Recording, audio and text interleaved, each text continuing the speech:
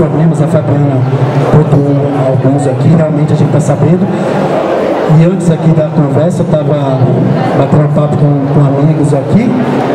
A própria crise da PUC, que teve que pedir emprestado 82 milhões do Bradesco, e deve estar pagando essa dívida até hoje, abrindo novos cursos, reduzindo custos, é parte desse processo de quê? De concorrendo com esse setor privado lucrativo, que ocorre o seguinte: educação e lucro é complicado. Quando a educação e o lucro dá certo? Por exemplo, na Fundação Getúlio Vargas dá certo. Por quê?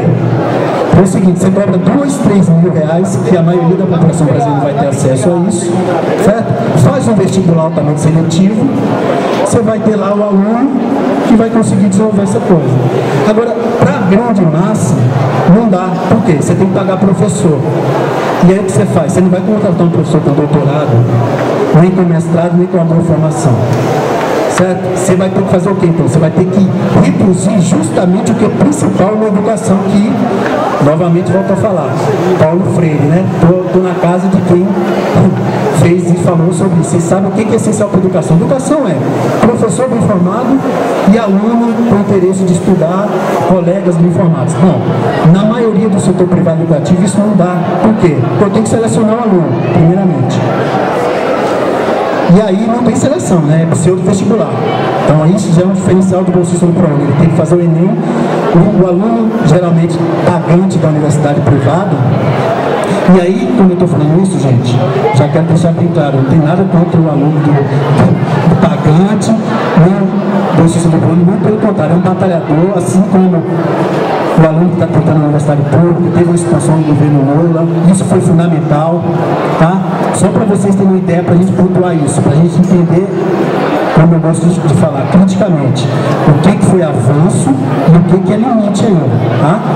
Até 2005 no Brasil, não tinha, a discussão de cotas começou em 2000, antes disso, mas efetivamente na UERJ, na UENF, Estadual Fluminense, já tinha programas de cotas, mas bolsas nas particulares não existiam. Tinha algumas ideias, mas isso ficava ao bel prazer das universidades privadas, né? Que, além daquele financiamento que eu falei, nunca pagou imposto. Isso vem desde vagas. Se você pegar a Constituição, desde 40, antes, em vagas já tinha mais 46, você vai pegando a Constituição, eles colocam lá: a educação não pode ser cobrada, então a iniciativa privada complementamente pode estar obter dinheiro com educação. Por quê? Porque a gente estava num período que não tinha educação estendida para todo mundo. Lembre-se que, só para vocês terem uma ideia, isso já vou direto para o ensino superior.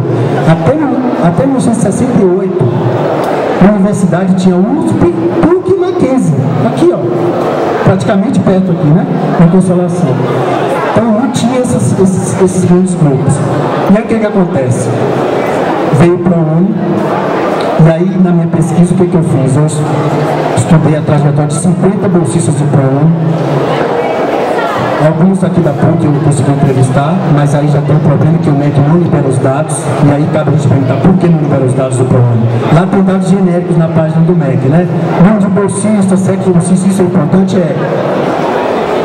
ampliou o número de negros? Sim, mas o número de negros já vinha sendo ampliado bem antes, desde a expansão do ensino médio do governo Fernando Henrique.